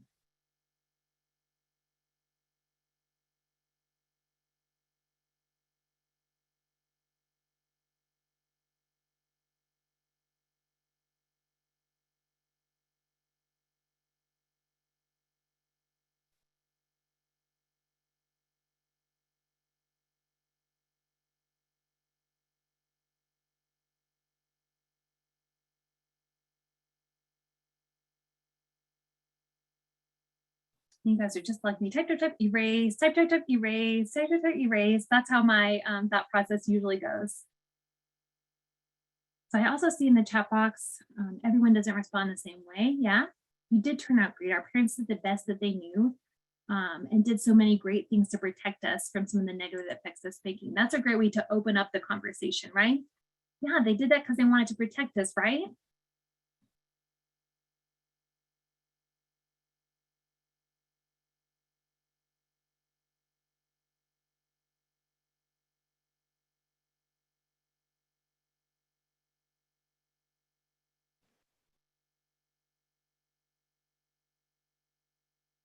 Yeah, so there can be various outcomes that can come from corporal punishment.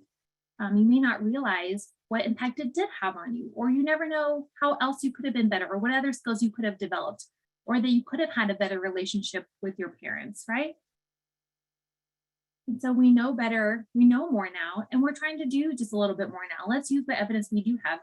That could have been a while ago. I realize that's true about myself too.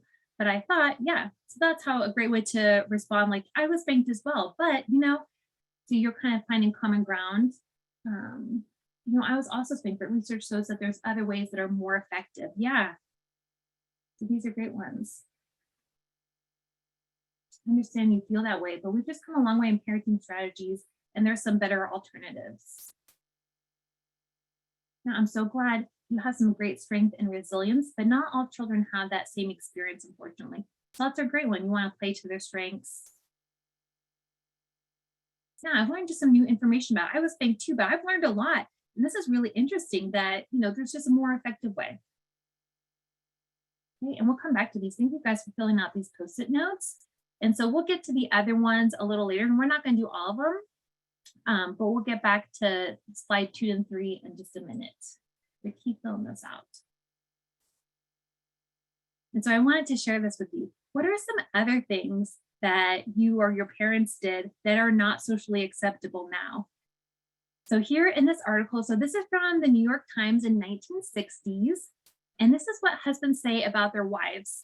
If a woman needs it, should she be spanked? And this is what was published in 1960 in the New York Times. One person wrote, I have a lot of faith in my hairbrush. Yes, when they deserve it. As a barber, I have a lot of faith in my faith in my hairbrush. Why not? If they don't know how to behave by the time they're adults, they should be treated like children and spanked. This person said, you bet, it teaches them who's boss. And that's the exact same thing we say about children is too, right? But these days, like we would never say that these days.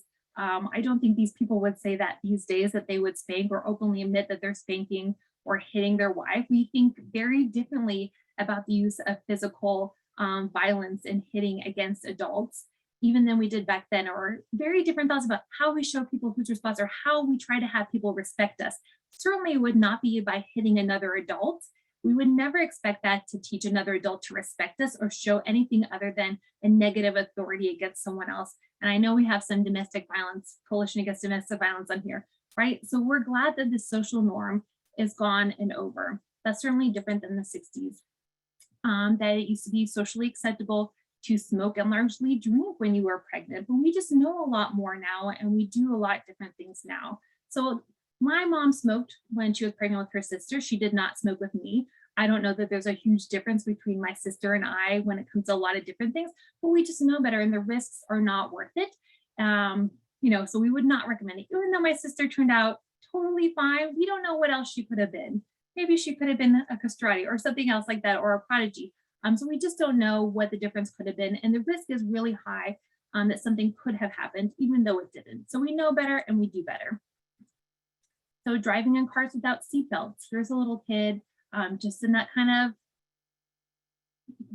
quasi-safety contraption. That's certainly not something that you would see now.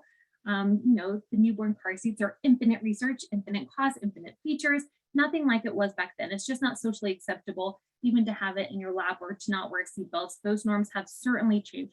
So what else has changed since then? But spanking somehow is still a very socially acceptable thing that has been done in the past that we still consider to be okay because our parents did it or the generations before us have done it.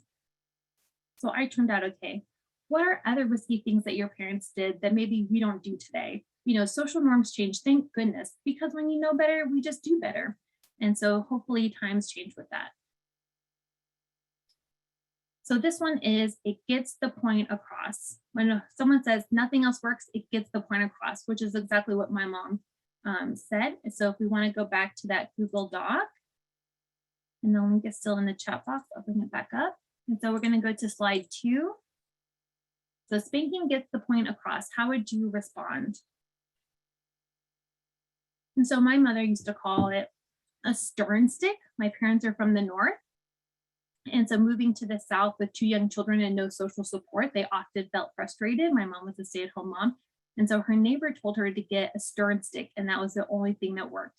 And my mom's like, a stern stick? What is that? Like, you're stern parenting. But the neighbor just had a thick Southern accent and meant a stirring stick, like from Lowe's or Home Depot, like a paint stirring stick. And so the person pulled out the stick, and my mom's like, oh, a stirring stick. She goes, yeah, stirring stick. So they called it the stern stick and kept that on my dresser in a wooden spoon, and mostly for threat, but she said that was the only thing that gets it across. So it may appear to get the point across. However, the behavior change is usually only momentarily. Yeah, it's an immediate reaction.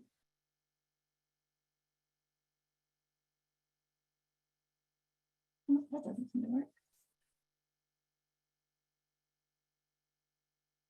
Spanking is shown to get an immediate point across, but long-term, it teaches the kid to hide their action instead of communicating, and it causes fear. Absolutely. Spanking can be harmful, and there's other methods, such as being communicative, that could help them get the point across. Now, it's interesting to learn that kids who get spanked tend to return to the same behavior within a few minutes. Do you think that spanking is teaching the child the correct behavior, or to be fearful of the consequences? Yeah. So what is it really teaching the child? Does it get the point across? What does it get across? Yeah, so it may work for the immediate attention of a child, but they're not learning skills to transfer to other situations? Yeah. So you might just teaching this one incident, but we're not teaching them the broader message about this behavior.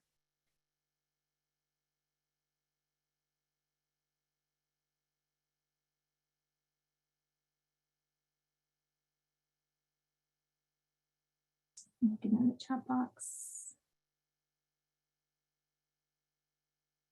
So if you're trying to find common ground, maybe it would be good to reflect and agree that there is a point and what it is. Yeah, it gets the point across. You're right. We do see the kids immediately stop that behavior and kind of, because they're being traumatized or spanked or they're crying. So we do see that they are immediately stopped because they're disgruntled, right? But does your kid do it again? Do they keep repeating it? So that's a good point, starting with that common ground. So does a child do the same thing again? Does it teach a child what to do instead of just what not to do? So corporal punishment does not teach the child what to do. And then also, how do you learn best as an adult? Do you learn best under duress or when things are calm? We certainly don't get the point across to adults by smacking or hitting or yelling even. And so how do children learn? They learn the same way, by explanation, by understanding, by repeated communication of the same thing. Sometimes it will take. So parents will likely say that their child does not immediately defy them afterwards. So if a parent taps a child for touching an outlet, the child will probably not touch the outlet immediately, but they did not learn that the outlet is dangerous, which is really the point of that, is that outlets are dangerous, right? Kids shouldn't touch them. Instead, they learn that mom's hand is painful, that it could be repeated if they're there, or they learn to, if they get caught touching an outlet, that's what's bad. Not just the outlet, but getting caught doing the behavior, that's what's bad. So working with parents, we need to acknowledge that it can seem like physical discipline works because they get that immediate response from spanking, but it isn't lasting or teaching them what to do, which is the point of discipline in general, is teaching children what to do. So for example, of adults, have you ever gotten a ticket for speeding? Do you still speed, or are you just extra cautious when you think you're going to get caught? So it's being afraid of the consequence, sometimes like that speeding ticket, because many adults in fact do speed speed routinely, and even if they do get caught, they're just extra cautious about getting caught. So they're not taught that, the ticket doesn't mean that speeding is bad. It means that we don't want to get caught and pay a fine. And it's the same thing with kids and what we're teaching them. So here are the little memes. For your punishment, write 100 times, I will not waste my time with meaningless tasks again. Or so when I hit another child, it's bad, but when you hit me, that's spanking and it's good. Now I get it. So it is teaching them what point are we getting across is that when we come into conflict, we're using something physical rather than explaining it to them. So they're more likely to be aggressive with their peers. We find that children who are spanked are more aggressive within their peer-to-peer relationships because how do they handle conflict?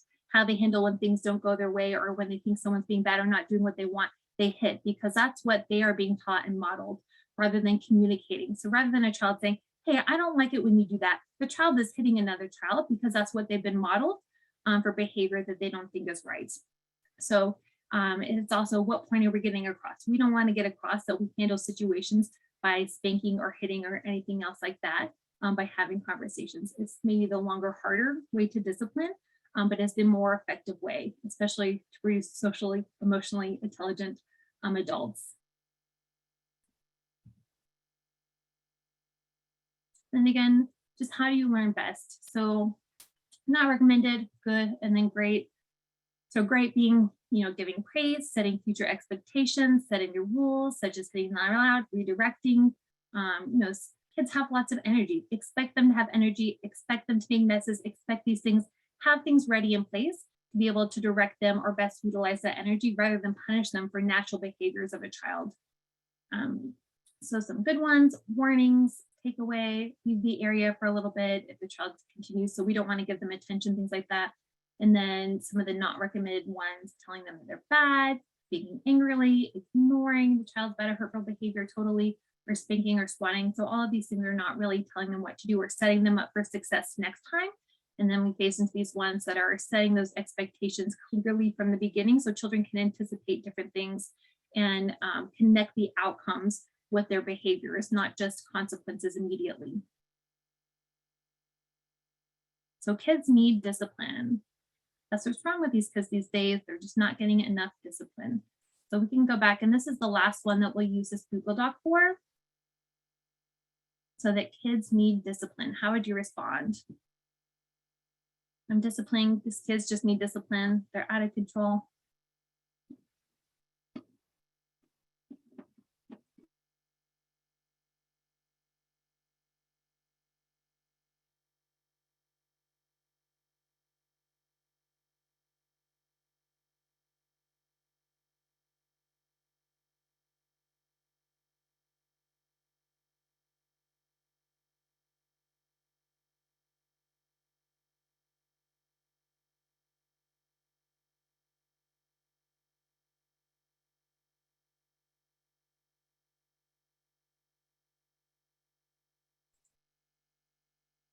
So I see a lot of these are starting off with, I agree, which is good.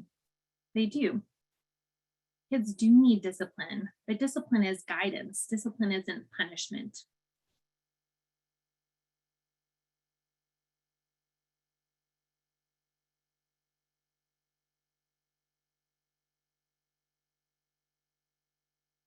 So you're right, they do need discipline. And setting healthy boundaries for them is really important as parents, right? We want to protect them. So we want to model and teach them how to handle self-control and conflicts. Absolutely, that's what we want to teach them, not just something is wrong, don't do it, but we want to model healthy conflict management for them. So agree, but discipline includes ways to teach right from wrong, not just using physical means. So I agree, however, with that discipline comes modeling and teaching alternatives to spanking. Yeah, so as parents, we have to model what we want to see, which is discussion, communication, setting expectations. Do you think there's a difference between discipline and punishment? And what do you think it is? I think that's a great kind of conversation starter.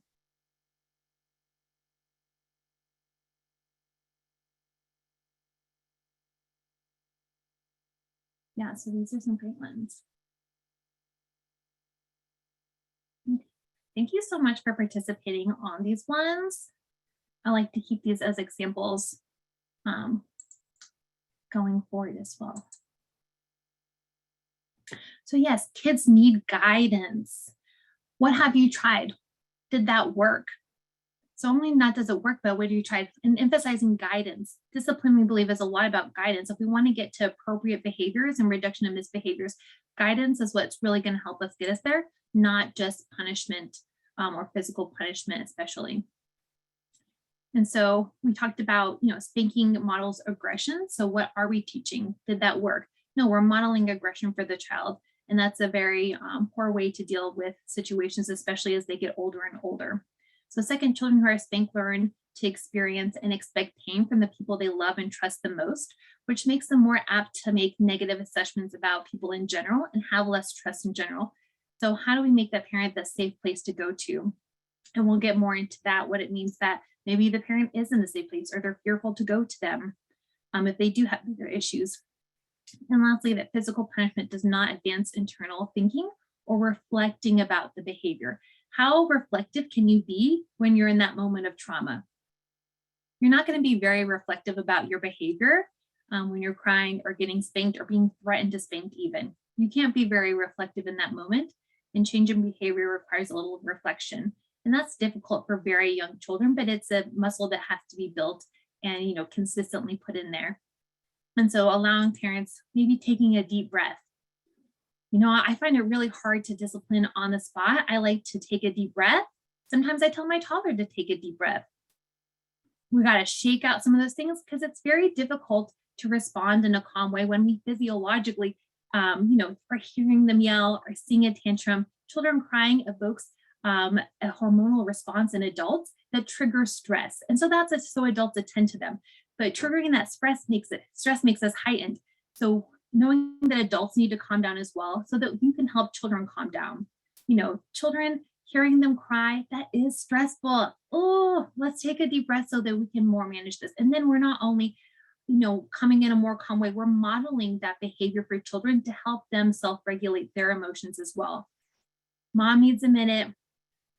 We're going to talk about this, and then hopefully helping them calm down as well if they're having a tantrum or other things. So corporal punishment bans and physical fighting in adolescence. So this is from 88 studies, and it essentially says, so when we say that children just need discipline, they just need a good old-fashioned spanking. When we look at other countries that have implemented bans on this, where it's not a social norm to utilize physical discipline, we see that there's actually less violence and physical fighting within their youth. So that modeling of discussing things in that social, emotionally appropriate way really does help solve conflicts better. So when we say kids are so bad, they just need a good hard spanking, really in countries that have banned it, they're not having as much physical violence among their youth as the US is having, because we have modeled it, and that is an acceptable behavior that we have shown children, through those social norms over the years. So spanking teaches respect. Does that work? Does it teach respect or fear? And what could be the consequences of a child fearing a caring adult? If you want to come off mute or put in the chat box. So what could be the consequences of a child fearing a caring adult?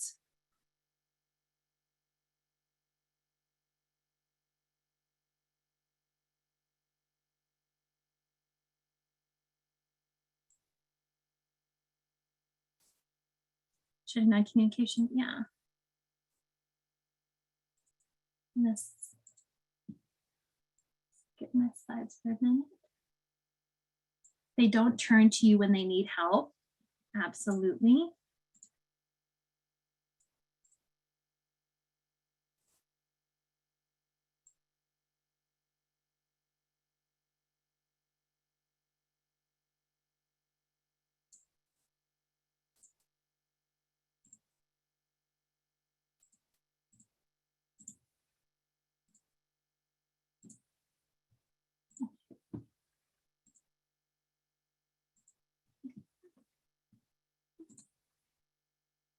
Resulting in further safety concerns as they try to handle situations on their own. Absolutely. Because I knew there were certain times when I was in trouble as a child and fearful to go to my parents of, fear of being spanked or threatened to be spanked. And I didn't go to them, even though as a kid, I wasn't, logically able to handle the situation on my own, right? I needed a caring adult to intervene on my behalf with their better judgment and logic skills than I was able to have as a kid. But sometimes if you're afraid to go to your parent, you try to cover it up or make the situation worse.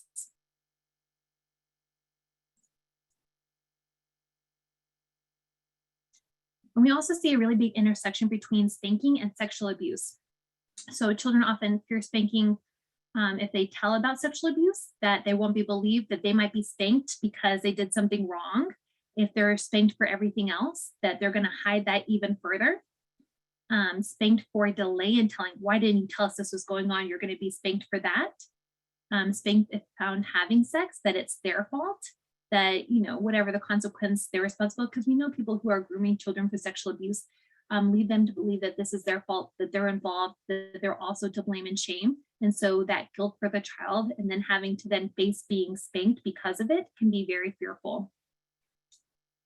Often they find in research that children are running from spanking parents to the hands of traffickers or spanked for trauma behaviors as well. So a lot of children who are having tantrums or that behavior related to trauma, they might be spanked for that. So then expressing their feelings, they're hiding it even deeper. And it's harder for children to then relate feelings. And we know there's really heightened suicide rates among youth right now. And so pushing children talking about feelings and having healthy dialogue about feelings and expressing themselves should really be encouraged. And we need to model that early on with just communicating about what's going. I see you're upset, you're not getting a cookie. We're not going to have one today. I know that's upsetting. It's okay to be upset, but maybe you can have one tomorrow. You're not getting one now. It doesn't mean giving in to what they want or anything like that, but acknowledging feelings rather than having consequences for feelings. So just validating what they're feeling. We don't have to give in, anything like that, and moving on. I see you're upset about this. It's okay to be upset. I like cookies too, but we're not having one today. Rather than stop crying, don't do this. So we want to validate kids' feelings, acknowledge them. It's okay to talk about them and giving them words by having that dialogue with them early on so that they're not fearful to come to us, that it's okay to be upset about things. It's okay to make mistakes. I saw you made that mistake. Let's talk about it. I love you, but this behavior is just not acceptable. And so when you're doing that in a calm way versus in a traumatizing way for a child, they're a lot more likely to come to adults with issues or problems that only adults are equipped to face. And so we don't want to proliferate this sexual abuse by fear that children are going to be spanked or have other negative consequences come to them by not telling or disclosing.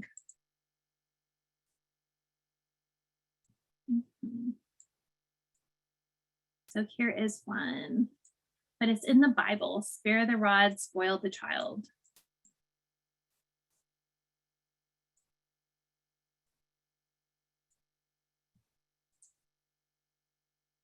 The rod and thy staff comfort me. There's a lot of research going on about interventions that include religious aspects or communication styles that include religious aspects, and that they should also present some alternatives to passages and how passages have been translated differently over time. So the University of Chicago Surgeon General survey reveals that over the past decade, about 80% of born again Christians have said spanking is okay. And we know among Protestants, the rates are higher than in other religions. So many Christians refer to the Bible when explaining their choice to use physical discipline. And the phrase spare the rod, spoil the child is a very common phrase within the Christian faith. However, that phrase is not actually verbatim in the Bible as people quote it to be. So spare the rod, spoil the child is a phrase that is actually coined by 17th century poet and satirist by the name of Samuel Butler in his poem, Hubris. And so the phrase spare the rod can be found in the Bible, specifically Proverbs 13:24. However, the rod is really misunderstood as a symbol of physical discipline instead of being understood for a symbol of guidance and loving correction, as the Bible intends it to be, which in more original translations of it. So I'm going to put in the chat box a couple articles that I think are good to read that address this, that I also have up on the screen. So in Proverbs 13:24, in the New Living Translation, it states that those who spare the rod of discipline hate their children.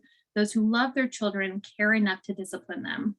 So some may hear the word discipline and immediately think of physical discipline, But discipline such as hitting, spanking, or beating, however, the Hebrew term or word for that is actually I think it's mukar. No one quote me on that verbal translation of it, but muwcar, which translates to discipline, which literally means verbal instruction and teaching.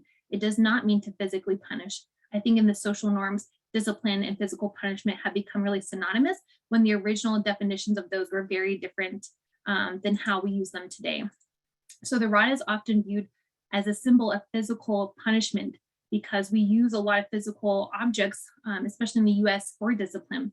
However, understanding the historical and biblical context facilitates a little bit broader understanding of that verse in Proverbs 24. And that's the understanding of that symbolism of the rod. So the rod really was a tool used by shepherds to guide and protect sheep. And in the Bible, the sheep were very valuable. You would not be hitting them or bruising them or, before you put them to market, because they were just a high value object. So they were expected to be unblemished, which means they were not beaten or maimed in any way by the rod. The rod was really yielded to protect the sheep from predators, or that has that big hook to pull them out of danger, like from a thick bush or something like that. So how it was used from a historical viewpoint is very different than some modern interpretations or translations of it. So we don't want to be disrespectful of cultural beliefs, but how do we broaden the view? Like, let's look at the history behind it and how shepherds would have used it. They would have not blemished their flock, but that hook even for guidance to pull them back. And so those are some of the contexts with which it was originally written and originally used even, by shepherds themselves. And so some studies have shown that simply providing an education about the research or the translations or the broader view or interpretation of the rod and the staff will have more of an impact on attitudes against corporal punishment by those who are religious than just presenting all the other information that we have presented today, but including that additional context or broader understanding of the rod and staff has additional impact on changing parents' attitudes or use of corporal punishment. And so I put a couple articles in the chat box for those that give a little bit more context about the rod and the staff and the symbol and that history behind it. There is another one. I think that is the second article that I put in there. Victor Veith is a really great child maltreatment expert, especially when it comes to religious norms and teachings. And so that's one of the articles I put in the chat box. I encourage you reading that one. And then this kind of reviews, I just discussed how we can use those alternative biblical passages or expanded views to help change people's understanding or attitudes towards corporal punishment. So now here's another one. So another retort or response might be, but it's in my culture. And so this was taken from a home visitor who filled out one of our surveys. She said, I see high-level thinking moms who know what the research says about spanking, but she doesn't see a problem with how she does it. It's her cultural norm to have a wooden spoon to spank, and she is at her mother's house daily and her mom supports it. Over the course of visits with her, the use of the spoon has decreased, but spanking is still one of the main forms of discipline. And they're saying, this is a norm, this is how my mom did it, it's a wooden spoon, this is very normative to us, and it's accepted within our community. So what might be something that you would say to this person if you want to put it in the chat box or come off mute?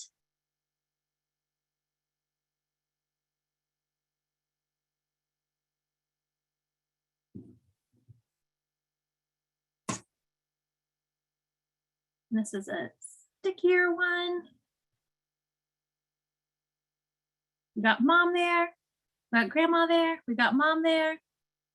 We got cultural norms, which might be different than your cultural norms. So how can this person speak to me about what I know in my culture, what has been shown and like all of our cousins and family has used and we're all fine? I just want to say that while corporal punishment may be permitted or even encouraged within certain cultures, science confirms that physical punishment is ineffective and harmful across the board.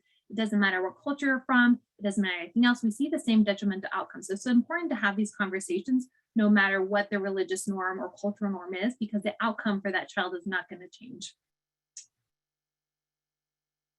So yeah, really we see in many, if not all cultures across do approve of it and do accept it. It's not specific to yours. We see it a lot across the board. That doesn't change the outcomes. Does that lessen the risk of harm? Also, was it violence against children or the use of spanking that truly was the cultural value, or was it well-behaved children? So really, what was it? Was it spanking or well-behaved children?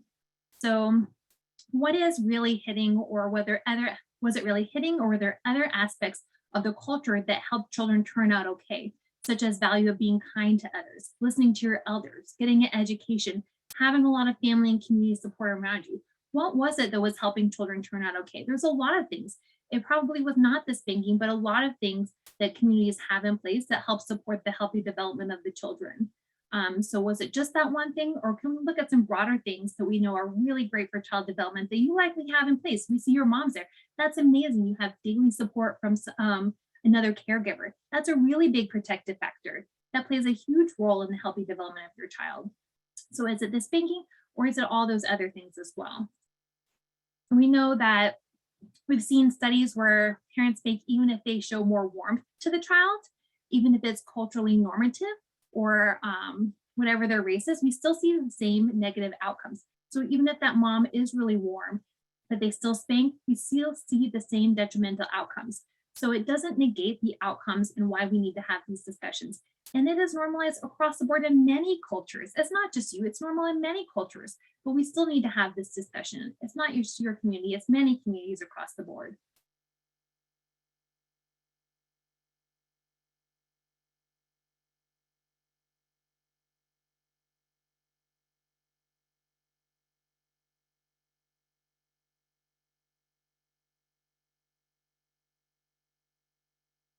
Yeah, so that's a great point by Brenda. And this presentation is not intended for parents. I just want to point out that I wouldn't start this by showing them graphs. It's normal everywhere, but we need to have some tools and facts to back up the argument if it comes down to that, or not argument. We don't want to have an argument, but to back up some of what we're saying, that it is normal across the board. Even if you are an outsider in the community, you still had cultural norms. My cultural norm, especially in the Southeast, was still spanking. But what are our value alignments? Is that we want to raise children that are healthy, that respect parents, and all these other things. So focusing on those strength-based ones again, and all of these other ones. Yeah, so bringing this up in natural conversation, not a lecture. Yeah. Yeah. And so this presentation is meant for professionals. And we're developing more that is directly what to say to parents. So I do want to say this.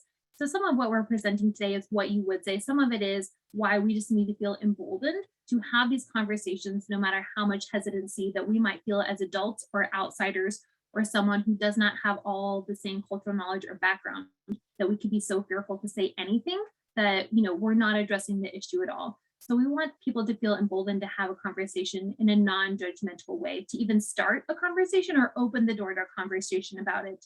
And how do we do it in a non-off-putting way that's not going to hurt that parent-provider relationship? Not that you have all of the answers or insider scoop to everything of it. Thank you for that in the chat box. That's a really good point, because I know that's how so many people feel coming into homes or addressing these very sensitive topics that have been generationally passed down to those. And so here in the state of Georgia, there was a survey done about corporal punishment. This is from 2020, so this is pretty recent data. And this is looking at white, Black, Hispanic, and others. Unfortunately, the count was so low for the other category that it didn't make sense to have a frequency of 1 or 2 to represent the ethnic group. So it is included in other. So getting better data with more representation is really important to some of these messages. But for this study, we didn't control it. That was done. This is kind of what we have. So when we're looking at, sometimes spanking is the best way to get a child to listen. We see across the board that a lot of people still strongly agree. So we know this is normative in many scenarios. So we don't want to be fearful of just addressing one or another. This is a big cultural norm that we have, especially within the Southeast, that is very cross-cutting. So it's not just one or the other, it's cross-cutting, and it needs to be addressed within all of them.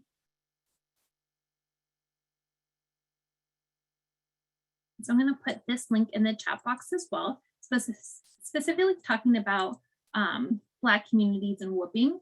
Stacey Patton is a really great expert that I've talked a little bit about before in the very beginning when we were talking about cognitive dissonance and calling it different things but meaning the same. So she wrote the book Spare the Child and has a big initiative called Spare the Child. I'm going to put her work in the chat box now. She has some great articles in the New York Times. She has the book, YouTube. She has a lot of different things that she has written. And she talks a lot about the history and understanding where the prevalence or perception of the higher prevalence of acceptedness and use of spanking has come from within the Black community. And so they talk about pre-colonial West Africa or indigenous cultures like that. And in their article, she explains that there's no evidence of any form of ritualized physical punishment of children within pre-colonialized West Africa societies. So it's not an indigenous discipline or behavior that was brought over when they were colonialized and brought over as slaves, that it really originated within the community by the use of slave masters and the use of whiteness put upon them. And so while a lot of people are fearful to bring it up or that anti-spanking rhetoric may be difficult to vilify Black families, Dr. Patton really has different perspectives and bluntly puts that it is a really powerful thing to put out there that this is not normative and to understand the history and culture, just like it's important for any look at equity to understand the reasons, beliefs, and attitudes and history behind it. So looking a little bit more into that and understanding that this is not a native behavior, it is whiteness put upon them that started with slavery and that has resulted today. So understanding that and having a little bit more knowledge and conception, and that it is normalized across the board. I think it's hyper stereotyped and put out through the media within Black communities that this is very prolific, but when we're looking at the data, perceptions and use, it is not as cross cutting, especially within the Southeast. That is way more of a difference regionally within the US than it is racially within the US. And so within the Southeast, that's why we think it's additionally important to be having no hit zones and having conversations about it. And so we're going to go quickly through some scenarios. We don't have a lot of time left. We're going to go through just a couple scenarios. So again, if you are like a child's advocacy center or a medical setting, you might not have those longer conversations about discipline with families. It might be a lot shorter, brief interventions. But for those of you who do have longer conversations or even focused conversations around discipline, we want to get into just a couple scenarios. So looking at the whiner. So parent says that she whines all the time. It drives us crazy. The only thing that works is if we give her a little crack just to give her something to really cry about. So what might be your response to this if a parent is saying, my child is just whining all the time? This is kind of the only thing that we have.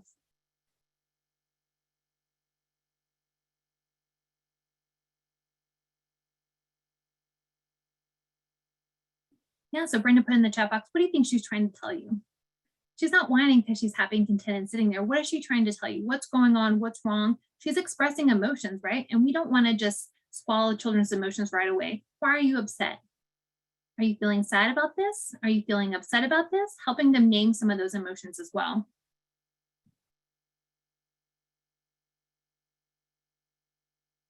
Yeah, so even if she gets, does that stop the whining or does it make her whine more? Yeah, because children don't always have the language to express how they feel. Sometimes they do it in other ways like whining. Yeah, so before children can communicate, tantrums and whining and other things are kind of their form of communication to us that something's wrong or something's not going on.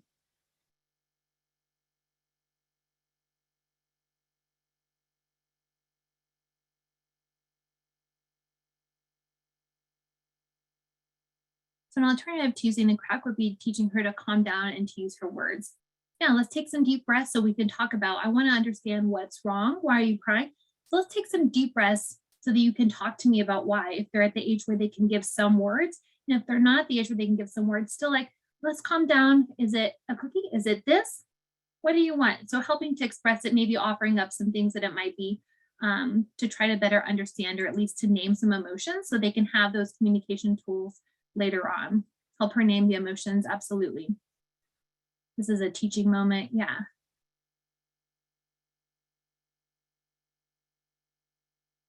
Mhm. So we never want to squash children's emotions. And we're telling them that their emotions are wrong by spanking them or telling them to stop them. So we don't want to discourage emotions or sharing of that or building those communications so that when they do get older, they can name those.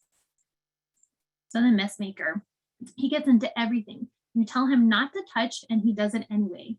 We pop his hands, and one time he ran into the bathroom and sprayed shaving cream all over the door.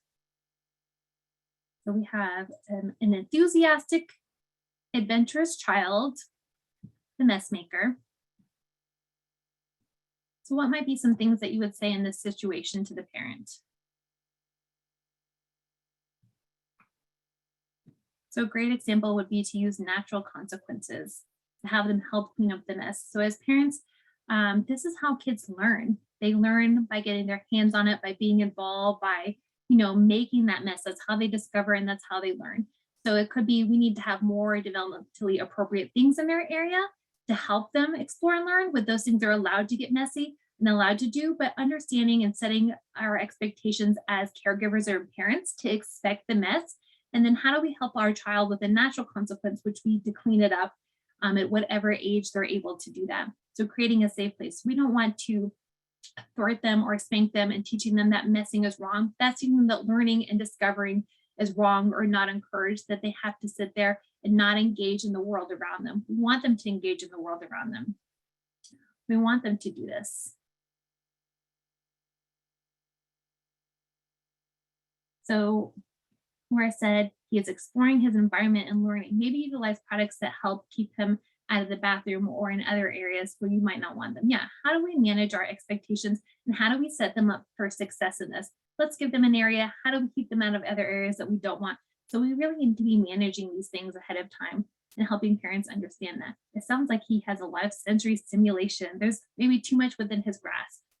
Make it fun. Let's sing a song and clean up. And that will certainly de-escalate a really upsetness of a parent to help them get it back, because we don't want to discourage learning or things like that. We want to set them up for success by having developmentally appropriate expectations. So limiting maybe what they can get their hands off, having plenty of toys that they are allowed to have, and just knowing if they do make a mess that, this is them learning. We shouldn't be as upset.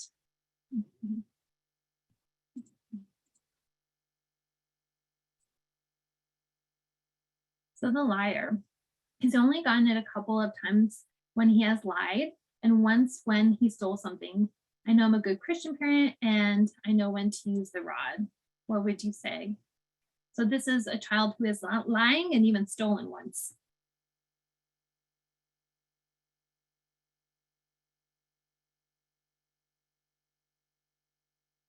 And I liked Grace's comment about the last slide, the mess maker. Wow, kids who explore like that tend to be so curious, which leads to high intelligence.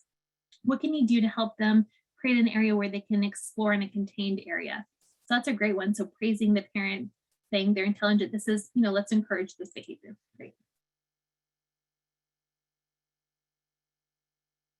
So even if the child is lying, so if you're hitting a child, they'll not feel safe coming to you to bring up things or spill a mess. Maybe the child is lying because of past reactions that they've gotten, which are physical discipline or spanking or things like that. They're trying to lie to cover things up, maybe that they fear the consequence of, not the action. So this child has maybe not learned what the correct behavior is, but learned the consequences of the behavior are pretty bad. So that's why they're lying in these scenarios.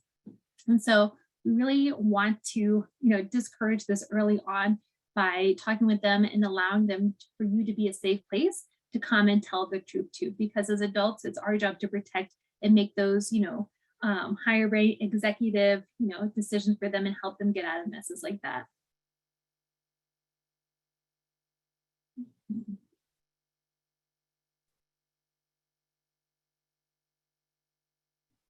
So last one, actually, we're going to skip ahead. Yeah. So just in the interest of time, I want to thank you all for some really, really great participation. I hoped that some of what we included was really helpful for you to understand what a no-hit zone includes, and then to kind of embolden you to be able to address some of these scenarios and to directly hit the nail on the head when we do want to address the use of physical discipline. We also want to be able to provide the best environment and tools for parents to utilize these alternative discipline styles and help them understand why it is best and why spanking is ineffective.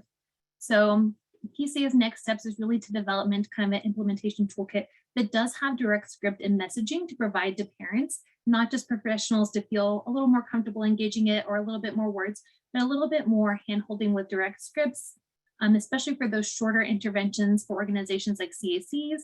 And we also want to work with those other organizations to create a little bit more training to provide directly for families and resources. We know the No Hit Zone National organization has some great tools. We want to customize them a little bit more for our state, our social norms within our state, and then also how do we customize those directly for parents? So we're not already training them off with messages or logos or telling them that they're hitting or things like that. And so those are the next steps for our state that we think will, best make No Hit Zones a success within here. And we hope that you guys take the first step to kind of go onto the No Hit Zone website, register your organization just as someone who is going to hopefully get the ball rolling, discuss this with your staff, give them the reasons why this. So even though we deal a lot in child abuse and neglect, spanking is not our thing, why do we also need to be having the conversation around physical discipline? I know as a child abuse expert in my state, I always am telling people, no, it's not just about spanking. It's not about abuse. We're looking at social norms. We're looking at economic stability, healthcare access. So we're always trying to get people away from just thinking of spanking or just thinking of bruises of children when we're talking about abuse. But we need to also include spanking when we're talking about how do we best protect children and promote that healthy development of children. So not only saying, yes, it's not just bruises on a child, but we also want to address that as that is included in a big part of our social norms in Georgia. So I just want to thank you guys for 2 hours is a lot. And I would love it if you would post a personal or professional goal that you'll set for yourself as a result of this training. I'm going to tell one other person, I'm going to go to the No Hit Zone website. I'm going to have that conversation with the parent where I didn't know what to say before. So I'd love it if you would put one thing in the chat box of what you might do as a result of this training. And then I'm also going to put in the chat box the link for an evaluation and a certificate. And so this is something that PCA Georgia is kind of in the beginning process of putting together a lot more tools and developing out. So any input that you have, put it in the evaluation. We would love to see it there and keep up to date with our newsletters and other things as we are putting out more information and tools that you can give directly to the hands of parents. So we know that's where the biggest kind of hesitancy or difficulty with these discussions are.